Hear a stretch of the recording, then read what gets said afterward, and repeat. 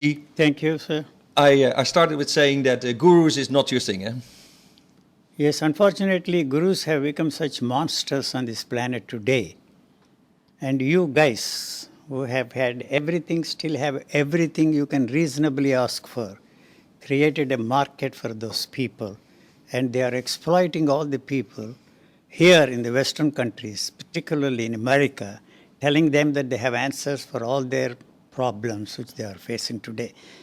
You see, it is very natural for somebody to ask a question when you have everything that you can reasonably ask for, and you have everything that you can reasonably ask for. The question arises, is that all?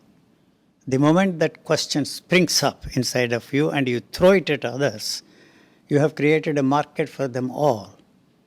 You see, I always maintain and insist on repeating time and again that what has not helped those countries like India and other Asiatic countries is not going to help anybody in the world. You're implying, you say, India has known gurus for thousands of years. For thousands of years. If India is what it is today, it is not something that the Indians can be proud of. This is what I tell them also. Recently I was on their television. India has no future in the sense that you are not in a position to control the events of this world or to shape in any way, directly or indirectly, the shaping of events in the world today. We are living in a very, very difficult times today. The future nobody can predict. Nobody can say with certainty where we are all going to end up. So, although they have 1 billion people in that country, they are in a position to assert and see that they play a very major role in the affairs of the world. So, the only thing that they are exploiting around the globe is the demand for some spiritual shit, I would call it, that they are selling in the marketplace, assuring the people that they have the solutions for their day-to-day problems. And I don't know what the Indians think about me or of me. They don't like me anyway, because what I say is not acceptable to the Indians. I have always maintained that the great heritage of India, which they are so proud of, the heritage that they are trying to sell, the shoddy piece of goods abroad, was born out of acid heads. It was born out of acid heads? Acid heads. All those sages lived in the jungles. Well, now it's getting interesting. You mean that the Vedas, all of them, and the Vedas was only written down, afterwards, came out of people that out in the woods were taking digitalis and soma juice, and experienced some strange experiences and translated them into spiritual experiences and passed on that from generation to generation. We in our turn used those techniques through the help of thought, created those experiences and believed that we are in the same state that those people were talking about.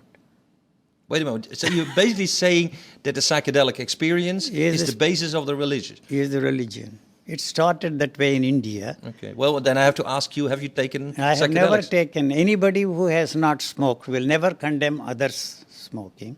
Anybody who has not even tasted or smelled, say, alcohol will never ask people not to drink.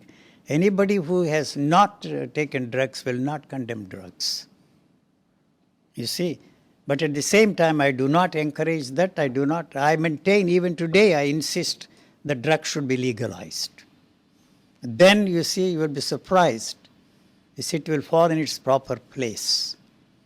Would you say that drugs in India have fallen into their proper place in the past, not now? In the past, you see. Because when I see there is people smoking ganga, there is people taking all kinds of leaves and...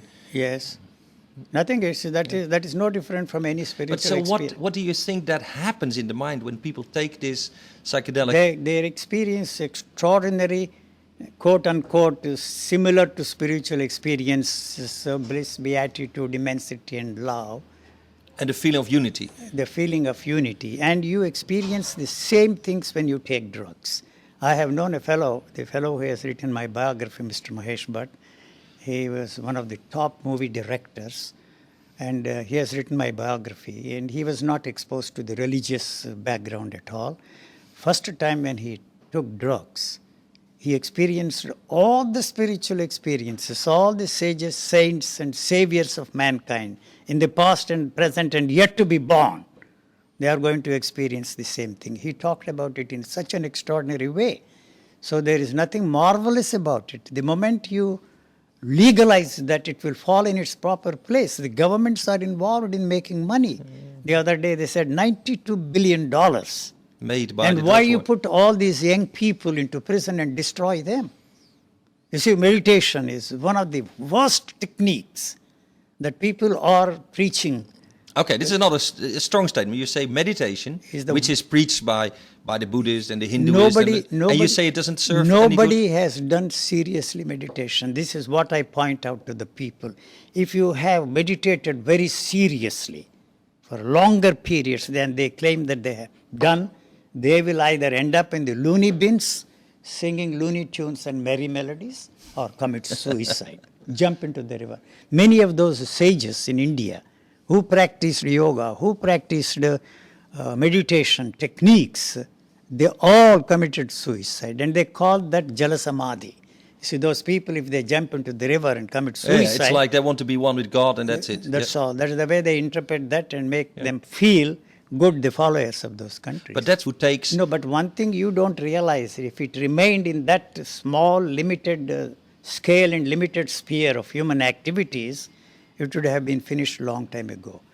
Through the help of using that as an instrument of power, the states are responsible for that. Buddhism would have remained a very small cult. You see, if it were not for the fact that Ashoka, one of the great emperors of India, the guy who made all the used it pillars, as an yeah. instrument of power. Both Christianity, Islam, and Buddhism have become the instruments of power. This is what I tell very often to So the they people. have become the banner for worldly powers, Yeah. but claiming they were a Yes, spiritual movement. exactly. At that time, the religious Okay. But thing was does the that- only instrument we had. Now you have political ideologies. Why you killed so many hundreds and thousands of people and cows. preaching, love thy neighbor as thyself. How many men, women, and children have been killed? And all the political ideologies you enforce on the world only through the instrument of power and violence.